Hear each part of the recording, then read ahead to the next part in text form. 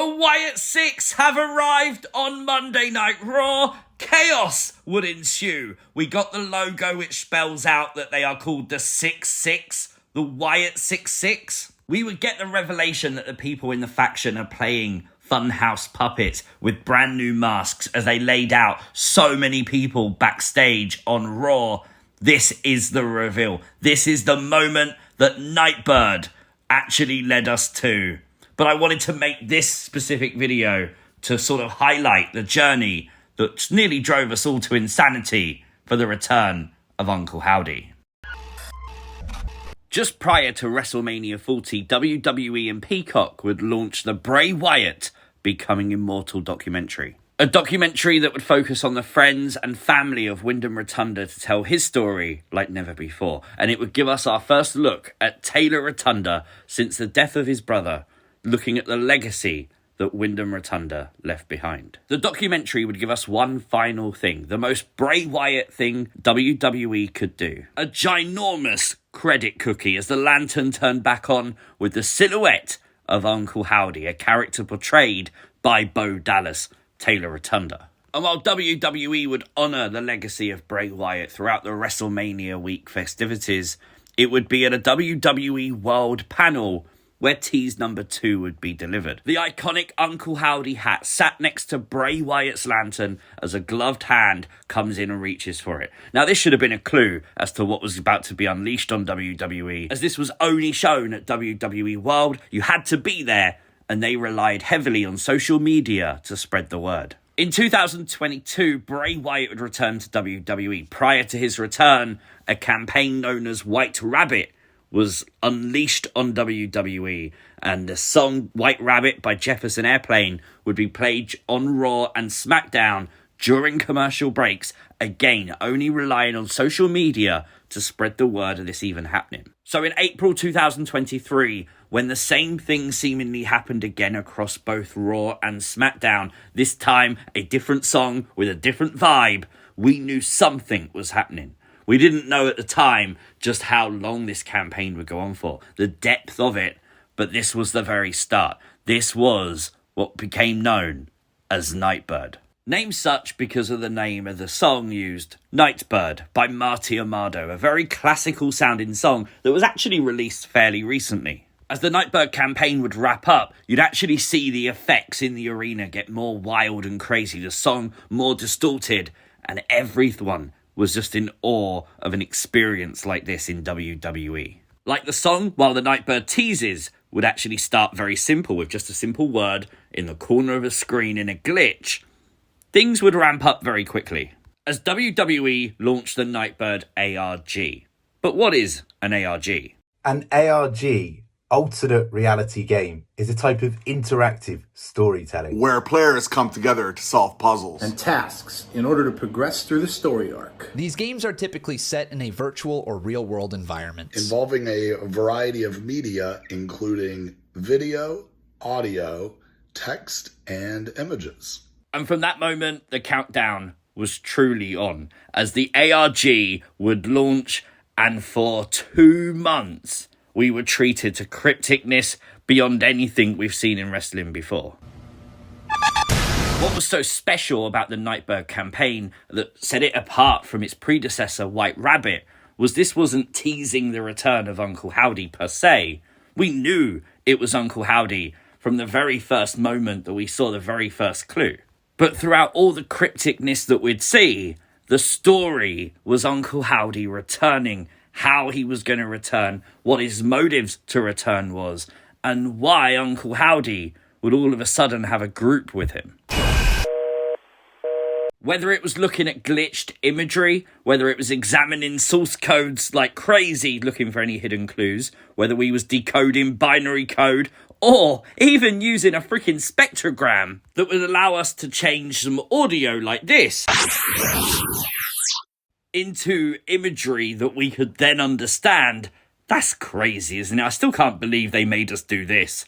We were, though, absolutely hooked. We were paying closer attention than ever before, looking for any clues in a quest simply to understand. And for that reason, we would go wherever WWE hinted at us to go. Whether it was scanning a QR code that would pop up during Raw or SmackDown, and yes, they even dropped one on NXT once. Literally, you had to watch every program of WWE just in case. WWE would actually upload a new Uncle Howdy tease on the White Rabbit TikTok account. This wasn't used for years, and then out of nowhere, a new Uncle Howdy tease would pop up on it. Howdy would hack the WWE Twitter account. He would take over WWE.com in its entirety just to tell his entire story. We'd have to go to WWE's official WhatsApp channel. That's a thing. There was a tease given on WWE 2K24. You wasn't even safe in the virtual world. WWE would tease the Twitch streams, and I think these were the most famous teases of all. These videos were like 50 minutes long. They'd introduce us to the therapist, who would then go missing, only to surface a few weeks later, completely fine, but then stare into our souls in a moment I don't think we'll ever forget. One of the most amazing things I think Nightbird truly did was not only capture our imagination, but it was acknowledge us, the audience. Content creators like Conman167, Wheezy Blonde, and other people from Reddit were shouted out. Hell, even I got a shout out in one of the codes. Things You Might Have Missed is my review series for Raw, NXT, SmackDown, and every premium live event. WWE's Director of Character Development, Rob Fee, the person behind the Nightbird campaign, was super active on social media, liking and reposting things people would say about the Nightbird experience, just acknowledging fans. Even when WWE would do a major tease on Raw Talk, they would use the fact that Sam Roberts was a massive fan of this. Sam Roberts is a podcaster who does a lot of talking about Nightbird, and he was one of the focal points of this. Throughout that Raw Talk, you could see him fanning out because this is what he loved. The real question is, what did we learn? Well, actually, it doesn't matter. You see, when Howdy delivered the letters, this was then forgotten about and then explained later on. This was all out of sequence. And it didn't really matter because everything's open for interpretation with these kind of teases. And that's what's so beautiful about it. Now, you might have been looking in the wrong direction when they did teases for people like Broken Matt Hardy. Maybe you were looking at other characters in wrestling that could fit a potential Uncle Howdy faction like Tatum Paxley or the new evil Wendy Chu, who's very awesome, by the way.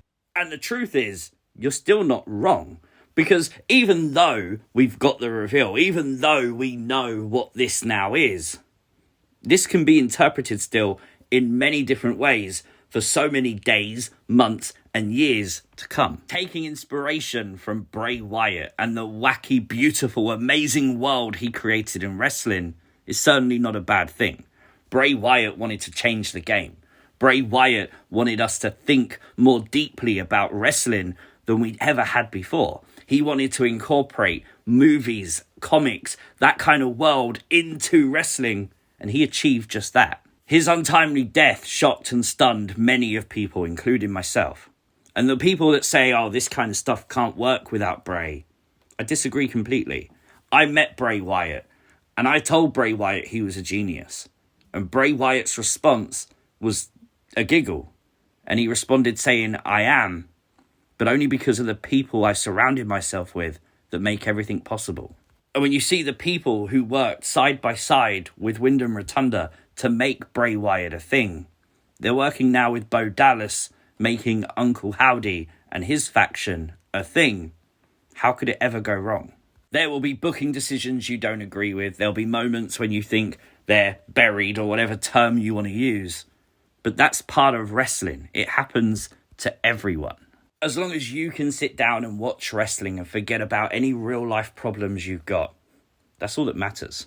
And I seriously want to say thank you, whether you followed me or here on YouTube, on Twitter, on Discord, whatever it is, whatever support you've given me over this campaign, thank you. Whether you've tagged me in tweets, shared your theories, I've appreciated every single one of you. This journey has been so much fun, and I can't wait now to see what's next, to see how this group operates. Guys, this is just the start. I'm so excited. Let me know all your thoughts in the comments down below. See you next time.